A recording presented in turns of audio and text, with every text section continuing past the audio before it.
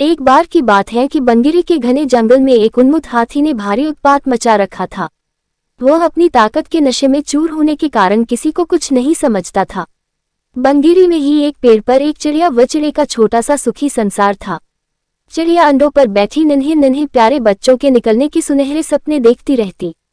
एक दिन क्रूर हाथी गरजता चिंघाड़ता पैरों को तोड़ता मरोड़ता उसी ओर आया।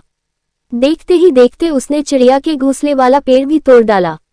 घोंसला नीचे आ गिरा, अंडे टूट गए और ऊपर से हाथी का पैर उस पर पड़ा।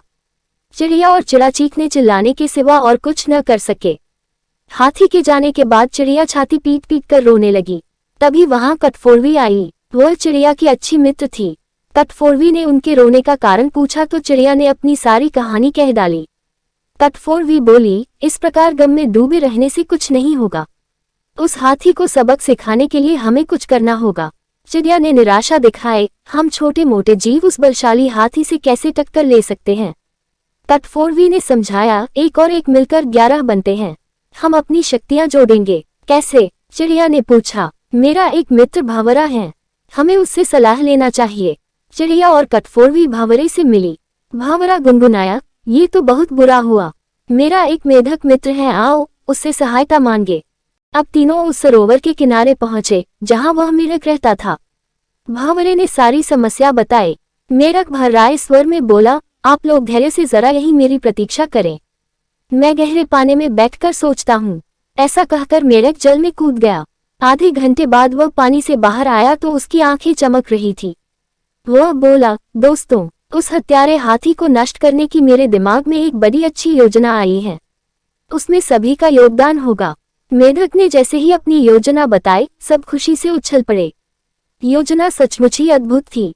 मेढक ने दोबारा बारी बारी सबको अपना अपना रोल समझाया।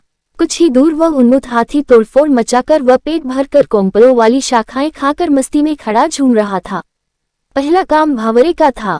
वह हाथी के कानों के पास जाकर मधुर राग गुंजाने लगा। राग सुनकर हाथी मस्त होकर आंखें बंद करके झूमने लगा। तभी कटफोड़वी ने अपना काम कर दिखाया। वह आई और अपनी सुई जैसी नुकीली चोंच से उसने तेजी से हाथी की दोनों आंखें बींध डाली। हाथी की आंखें फूट गईं। वह तड़पता हुआ अंधा होकर इधर उधर भागने लगा। जैसे जैसे समय बीतता जा रहा था, हाथी का क्रोध बढ़ता जा रहा था। आंखों से नजर न आने के कारण ठोकरों और टक्करों से शरीर जख्मी होता जा रहा था।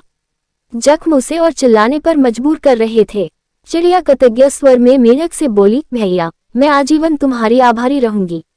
तुमने मेरी इतनी सहायता कर दी। मेढक ने कहा, आभार मानने की जरूरत नहीं, मित्र ही मित्रों के काम आते हैं। एक तो आंखों में जलन और ऊपर से चिल्लाते चिंघाड़ते हाथी का गला सूख गया। उसे तेज प्यास लगने लगी। अब उसे एक ही चीज की तलाश थी, पानी। मेढक ने अपने बहुत से बंधु बांधवों को इकट्ठा किया और उन्हें ले जाकर दूर बहुत बड़े गड्ढे के किनारे बैठकर टर्राने के लिए कहा। सारे मेढक टर्राने लगे। मेढक की टर्राहट सुनकर हाथी के कान खड़े हो गए। वह ये जानता था कि मेढक जल स्रोत के निकट ही वास करते हैं। वह उसी दिशा में चल पड़ा।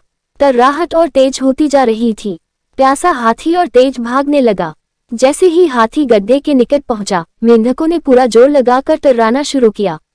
हाथी आगे बढ़ा और विशाल पत्थर की तरह गड्ढे में गिर पड़ा, जहां उसके प्राण पखेरु उड़ते देर न लगे। इस प्रकार उस अहंकार में डूबे हाथी का अंत हुआ। सीख 1, एकता में बल है। 2, अहंकारी का देर या सबेर अंत होता ही है।